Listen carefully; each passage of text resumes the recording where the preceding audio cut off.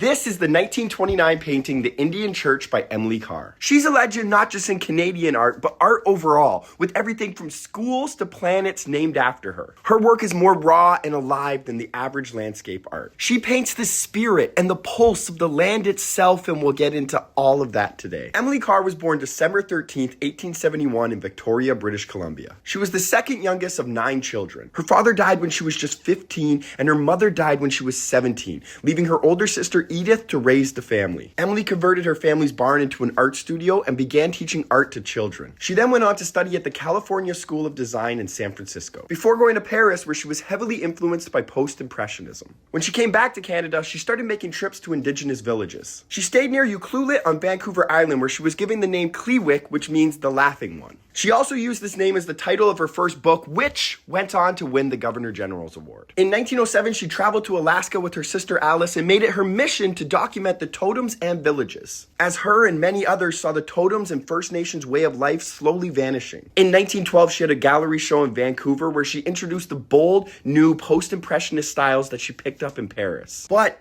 critics didn't get it, and she took that very hard, and for the next 15 years, she painted very little. Instead, she ran a boarding house, which she later wrote about in her book, The House of All Sorts. Her turning point came in 1927 when she was invited to exhibit at the National Gallery in Ottawa. There, she met Lauren Harris, and other group of 7 members who told her, "You are one of us." That moment ended her artistic isolation and sparked her most prolific period. And her work began to reflect new anxieties, like the environmental impact of industry, especially deforestation. Like in her 1939 painting, Odds and Ends, she shifts her focus from the majesty of untouched forests to the reality of tree stumps and cleared land. In 1937, she suffered her first heart attack. And in 1939, she suffered another, forcing herself to move in with her sister Alice to help recover. In 1942, she had another heart attack, and now was no longer able to travel, so she shifted her creative outlet to writing. She established the Emily Carr Trust and donated close to 170 of her own paintings to the Vancouver Art Gallery. On March 2nd, 1945, she suffered her last heart attack and died in her hometown of Victoria, British Columbia. Today, she is an icon and one of the greatest Canadian painters of all time. Her paintings sell for record prices, her books are still read, and her tombstone reads simply,